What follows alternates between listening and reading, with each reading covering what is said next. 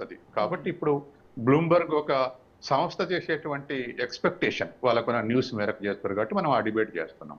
Yeah అయితే Bharat America, Bharat Iran వీటి మధ్య ఉన్నటువంటి సంబంధాలని అలా సమతుల్యంగా బ్యాలెన్స్డ్గా ఉంచుకోవడం కోసము మనము ఏ రకమైనటువంటి స్టెప్స్ తీసుకోవాలంటారు? మన ఎనర్జీ సెక్యూరిటీని కాపాడుకోవడానికి దౌత్యపరంగా భారత్ ఏం చేయాలి అంటారు?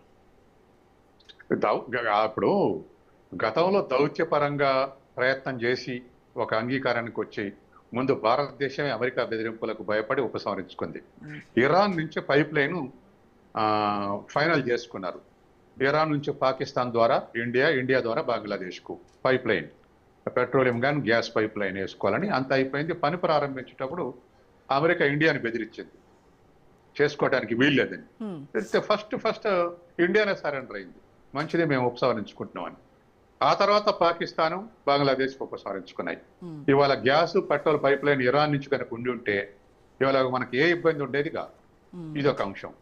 తర్వాత రెండవది ఏంటంటే అసలు ఇరాన్ నుంచి దిగుమతి చేసుకోవడానికి వీళ్ళేదని తర్వాత పెట్టింది నిబంధన. పైప్ లైన్ ముందు క్యాన్సిల్ చేయించింది. ఆ తర్వాత ఇరాన్ నుంచి ఆయిల్ దిగుమతి చేసుకోవడానికి వీళ్ళేదంటే మనకు మేజర్ ఎక్స్పోర్ట్ పెట్రోలియం ఎక్స్పోర్టింగ్ కంట్రీస్లో ఇరాన్ ఒకటి ఉంది అప్పట్లో. వెనిజులా, ఇరాన్, రష్యా ఇటువంటి దేశాలు ఉన్నాయి. గల్ఫ్లో ఇంకొకటి 2 దేశాలు ఉన్నాయి. ఆ ఇరాన్ నుంచి దిగుమతి చేసుకోలేదంటే ఇరాన్ నుంచి మినిమంకు గడిపోయింది ఇంపోర్ట్ చేసుకునేటువంటి. ఈ మధ్య రష్యా నుంచి కనుక పడిపోయినట్టు. అందుకని అమెరికా డిక్టేట్ చేస్తుంది ఏ దేశం ఏం చేయాలనేది.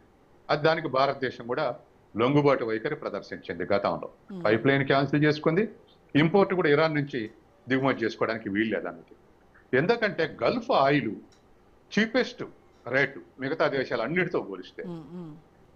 ఒక బ్యారల్ క్రూడ్ ఆయిల్ ప్రొడ్యూస్ చేయడానికి ఇరాన్లో $14 అయితే రష్యాలో $22, అమెరికాలో $45. మరి ఈ కంపేర్ చేస్తే అమెరికా వాడు $45 క్రూడ్ ఆయిల్ ప్రొడ్యూస్ చేసి ఇరాన్ రేట్కి ఇవ్వడు కదా. కాబట్టి ఆయా దేశాలని ప్రెజరైజ్ చేసి ఇటువంటి నష్టాలు పెడుతుంది. సార్ ఇప్పుడు గల్ఫ్ దేశాలు తమ భూభాగం నుంచే కదా అమెరికా చేస్తున్నటువంటి టోల్ వసూళ్లకి అంత అలాంటి ప్రయత్నం చేస్తోంది అని తెలిసినప్పుడు కూడా అంటే అఫీషియల్గా అనౌన్స్ కాలేదు కాబట్టి సైలెన్స్ మెయింటైన్ చేస్తున్నారంటారా? ఎందుకు అంటే వాళ్ళకు ఉన్నటువంటి అంతర్గత భయాలు ఏమైనా ఉన్నాయా అమెరికాతో పెట్టుకోవద్దు అనేటువంటివి ఏమైనా? ఖచ్చితంగా దాంట్లో డెమోక్రటిక్ కంట్రీస్ లేవు. ఉన్న ఏదైనా పేరుకే ఎన్నికలు, అంత షేక్ ప్రభులు రాయల్టీస్ తీసుకొని బతుకుతున్నారు. రిచెస్ట్ కంట్రీస్ ఉన్నాయి. దాంట్లో ఆయిల్ శుద్ధి చేసేది ఎక్కువ భాగం మల్టీనేషనల్ కంపెనీస్. కాబట్టి వాళ్ళ అసలు ప్రాణవాయువు ఏదంటే ఆయిల్ ప్రొడక్షనే.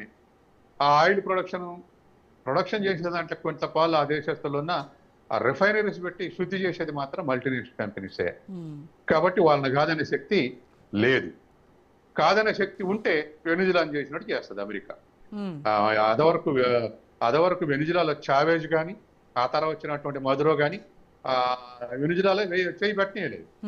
పెట్టకపోతే అమెరికా ఏం చేసింది, వెనిజులా నుండి ఇంపోర్ట్ చేసుకునే దేశాలన్నింటినీ వార్నింగ్ ఇచ్చింది, వెనిజులా నుంచి దిగుమతి చేసుకోవడాలని లేదని.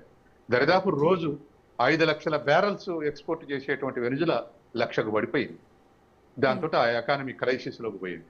ఆ క్రైసిస్లో ప్రత్యర్థులను రెచ్చగొట్టి గెలిపేయటాన్ని చూసింది, మధుర మీద గెలవలేదు.